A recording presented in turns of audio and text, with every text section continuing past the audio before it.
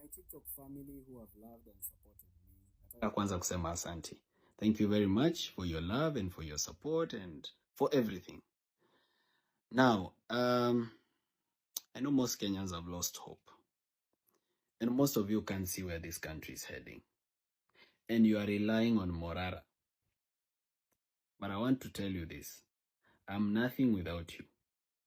And if you rely on me too much without doing something yourself, I'll not succeed. My success is based on how much you also do as an individual. Me, I'm grateful that you've given me that influence to be able to influence change at a higher level. Lakini wewe, ujue kwamba hata wewe uko na kazi ya kufanya. Kwamba hii kazi tunaifanya sisi wote. Some of you have asked me, why do we need a political party? The reason we need a political party is so that the Raila Odinga movement does not repeat itself. The Gen Z went to the streets. It's like somebody who goes to hunt.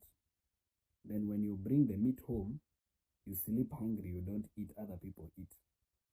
And you see, mlikuwa mnapigania Joho, Paranya, wapate viti. The Gen Zs never got the change they wanted. They fought for the finance bill. But it never succeeded because they removed the finance bill but signed the appropriations bill. Ruto removed the cabinet and brought back same monkeys, same forest. The replacements he bought were just as worse as the other people he had in the cabinet. So what I want to tell you, my friends, is this. I know most of you have told me. I even see your inboxes. Mnasema, Morara, tuite maandamano hata sai. We need to go to the streets. We need to go to the streets.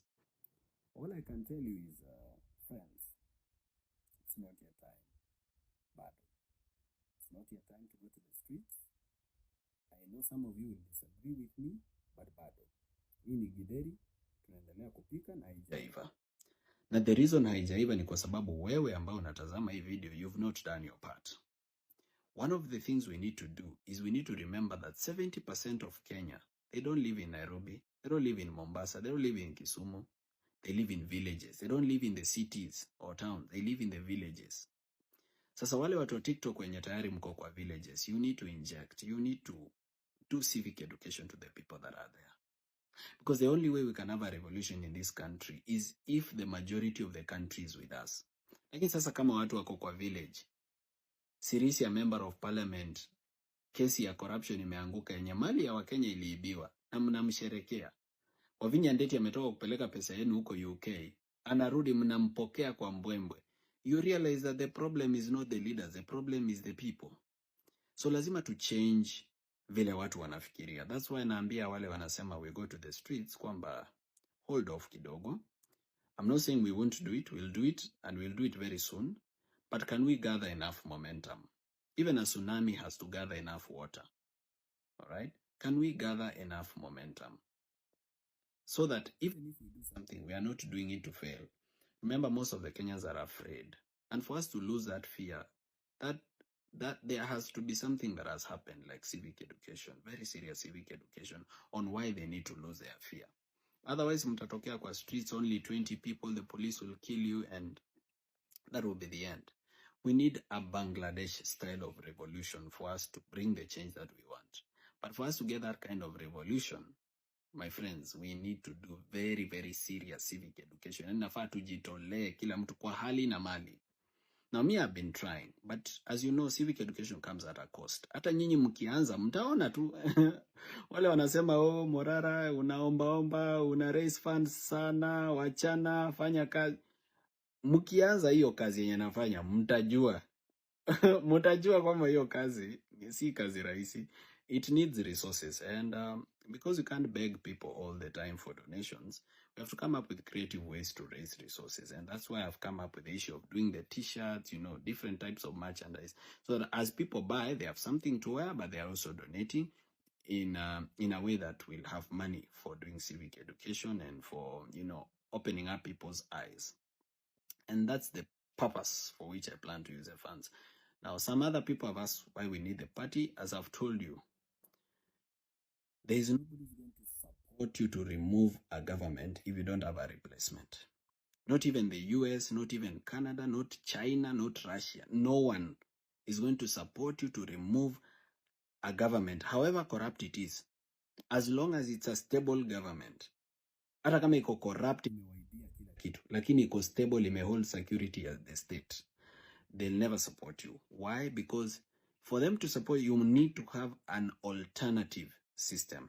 As young leaders, you need to tell me, what are you doing to groom yourself as replacements to the corrupt leadership that we have? What are you doing? And how are you organizing yourself?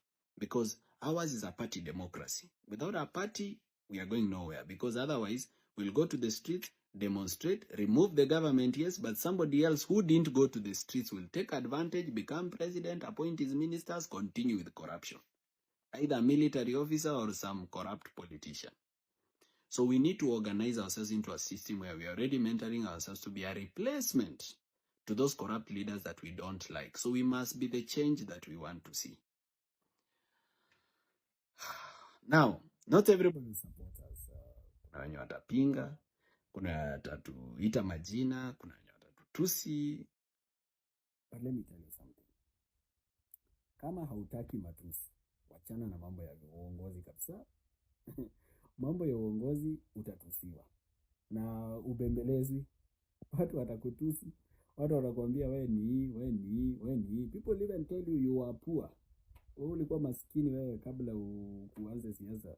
Siasa ndio imekusaidia umenunua nyumba ama umenunua gari ama bibi yako amejizaa hospitalini kwa sababu siasa imekulipia hospitali. People will say things that will hurt you and things that will go into your heart and into your brain and hurt you properly. So kama uko na ma feelings, wewe ni mtu wa kukasirika haraka, wachana na mambo ya uongozi kabisa. Itakustress, itakuumiza. So we need our own party to organize for the next step, because after the revolution, you need leadership.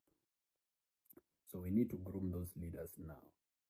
That's the only way we get even support. What I have to say lastly is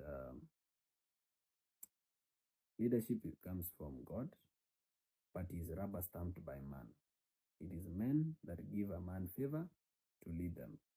And the burden of leadership is painful.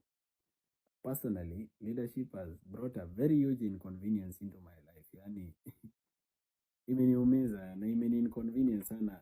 Juu unafikiria ungekuwa umerelax mahali una watch movie yako Netflix, una sip juice yako bila kusumbuana na watu. But here you are, struggling. And sometimes you're fighting the government, but at the same time, the people you are fighting for are also fighting you. So unapata kuwa kazi ngumu sana. Inabidi upigane na serikali na bado upigane na hao watu ambao unapigania. And people think that leadership is so, nice, it's powerful, it's enjoyable. It's not. It's a big inconvenience. It's painful. Ni kitu yani, I cannot wish on you. I admire your lives. I admire how much you sleep. I admire how much you enjoy your meals, how much you eat. Sasa kama mimi kutoka asubuhi sijakula. Na unaona saa hii ni karibu midnight. I've not eaten anything since morning because I've not found the time to eat anything. So wale ambao mnaweza niendelea kunishikilia na kuniombea na kunisupport, please do. I need it. Wale watanipiga ni sawa. You are a motivation.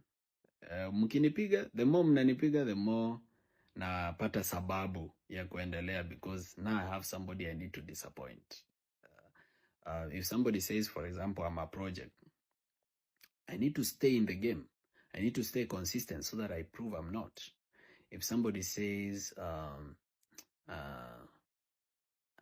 a coward, I need to stay in the game and do some real confidence until they realize that I'm not.